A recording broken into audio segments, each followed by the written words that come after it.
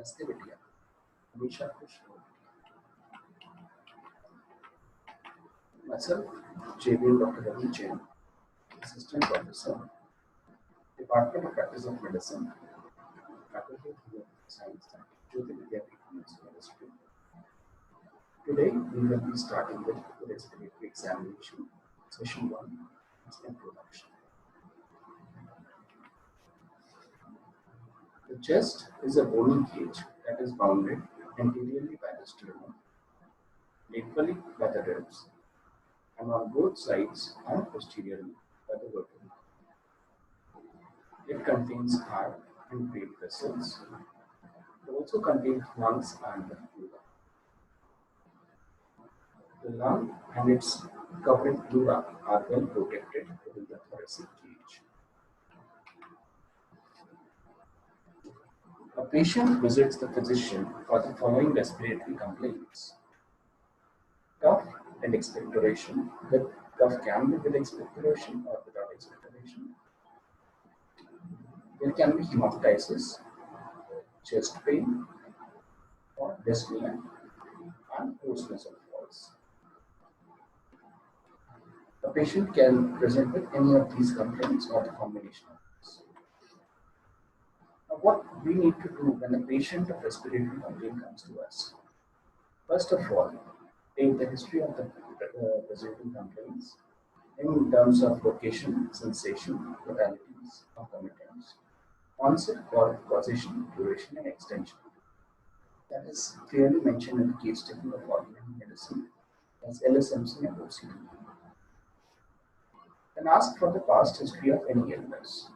After inquiring about the present history, the present complaints, then ask for the past history of any illness. If the patient has suffered from any illness in the past, like measles, whooping cough during childhood, diabetes mellitus, tuberculosis, hypertension, pneumonia, chest injury, epilepsy, pregnancy, and exposure to sexually transmitted disease, HIV.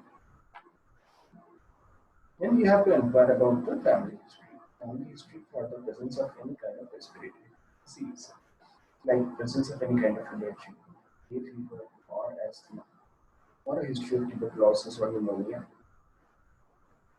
After the family history, you have to inquire the personal history of the patient. Personal history includes the occupation that he is presently doing or he was doing in the past, because occupation has a lot to offer.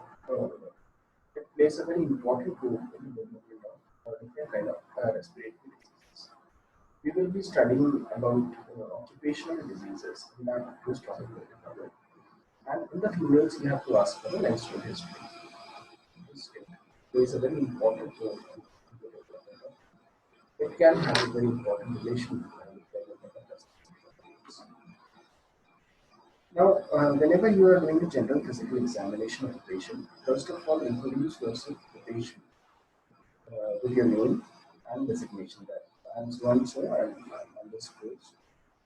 Then confirm the patient name and father's name and sex before doing the physical examination, because sometimes the report gets exchanged and you can get a wrong report, or you can do a wrong examination in person.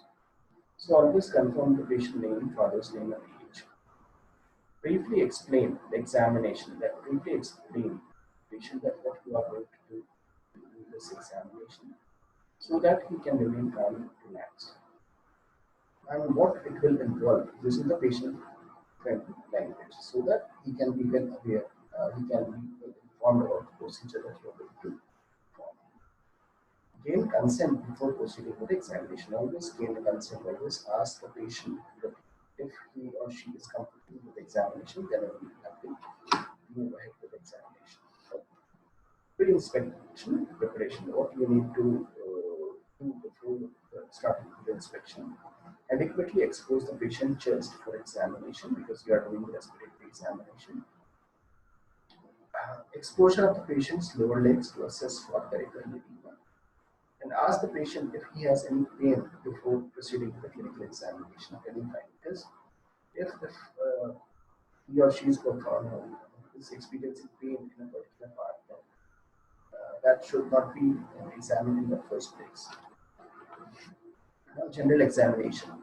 Whenever you are doing general examination, inspect the patient from end of the body. Means from head to toe, you have to examine the patient by that rest, and you have to look for the build of the patient, the nutritional status, and the consciousness level. You have to look for the build, how he is built, is well built or underbuilt, the height of the patient, the composition. You have to look for the nutritional status. He is well nourished, undernourished, or malnourished, and the level of consciousness, that he is well conscious or aroused, or he is semi-conscious or unconscious. Then you have to look for the facial appearance of the patient. Like puffiness, is there any puffiness, swelling, or any penar? Is there any bluishness or dyspnea? You have to check for the skin, for the presence of any penar or porphyric spots. Then you have to look in the eyes for any kind of jaundice, anemia, any kind of suffusion, or periodic edema. Then you have to look in the ear, nose, and throat one by one to look for, especially for searching of case of sinus, tenderness, or tonsil enlargement, or any kind of septic focus. They can be polyps as well. You have to look for mouth, pharynx, and posterior pharyngeal wall. Look in the mouth by opening the mouth of the patient, look for the teeth and tongue, and look for the pharynx and posterior pharyngeal wall for any kind of septic focus and foul breath. Then inspect the lips and tongue of the patient for first lip breathing and cyanosis that are characteristics of some respiratory disorders. Neck. In the neck, just look for the lymph nodes, jugular venous pressure, carotid pulsations, thyroid, trachea, and activation of extra respiratory muscles, accessory muscles involved. In the hands and feet, look for the clubbing, synapses, and bleeding. So these are the various things that you need to check in the patient for respiratory complaint, like for face, mouth, and eyes. In that, we have to look for the burst lips, central cyanosis, anemia, Horner syndrome, jaundice. In the neck, look for the jugular venous pressure and carotid pulsations, thyroid enlargement, and lymph nodes. Measure the blood pressure. You have to check for the radial pulse, for the rate, rhythm, character, and volume. In the hands, look for the palmar erythema, carbon dioxide retention cloud, H2 clubbing, dark stable, the signs of occupation, peripheral cyanosis. Observe the respiratory rate, the cachexia, fever, rash, sputum, example, mucoid or urine sputum is there, hemoptysis, beta or any kind of sputum. Look for the pedal edema that is present in case of both pulmonary and venous thrombosis. Look for pulmonary aortography and osteoarthropathy, and look for any tendons and mass. In the abdomen, look for the hepatomegaly appendicitis. Look for the cardiovascular system for cardiomegaly and the right heart failure or murmurs. And then we will be studying about the different steps of the respiratory examination and things I need to discuss first. The systemic examination consists of 4 steps: inspection, palpation, percussion, and auscultation. In the inspection, we will be looking for any kind of deformity like cactus excavatum, the ingroin. You can see in the picture. This is the ingroin of the reptile, that is cactus excavatum. Look for any kind of scars enclosed in ingroin or recessions. Look for the symmetry of the chest expansion, whether muscular or abdominal. Check for the movements of extra respiratory muscle involvement. So inspect whether it is visible or not, or it is displaced or not in position. And then you have to do the palpation. Look for the cervical lymphadenopathy. Look at the trachea, whether it is centrally placed or displaced. Then you have to look for the cardiac inputs, whether it is normal or displaced.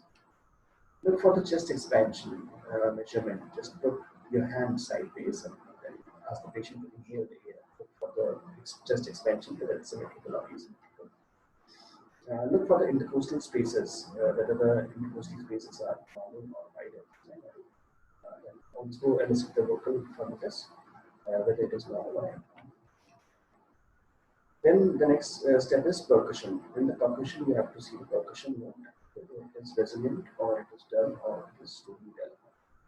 Resonant tells about ear, dull, supply fluid, and story dull tells about the hardness. Hardness means consolidation. Define cardiac dullness and liver dullness, whether it is increased, normal, or masked or shift. You have to listen for the breath sounds, like they are normal, bronchial, louder, or softer. Look for the additional sound, increases in crackles and rapping. These are the things that are in the cases of constipation only. Look for the hook for the resonant, whether it is efficient, absent in case of effusion, increased in consolidation, or perform bronchophony by saying 1, 2, 3. If the vocal resonance is increased, whispering pectoral equi. We are asking the patient to whisper if the vocal resonance is increased. Then look for any underlying pathology. Then after that, we have to do the other system examination, like cardiovascular system, the abdominal examination, central nervous system examination. That will be discussed in the separate chapters. And after these examinations, we have to, from the history of the patient, we have to give a provisional diagnosis based on the anatomical site of lesion involvement, the type of pathology involvement, type of lesions, etiology, cause of lesion, and clinical complication. After that, to make the provisional diagnosis, you have a multiple diagnosis that resembles the condition that is known as the differential diagnosis. And to rule out these differential diagnoses, you have to perform certain investigation to reach a particular diagnosis condition. Get a final diagnosis and prescribe the medication. So this was the introduction to respiratory examination. And next we will be doing the general examination of the GI system. This session was powered by digital session, digital version 2.0 to the Japanese University. I hope you are satisfied with the session. If you have any query, please write in the comment box.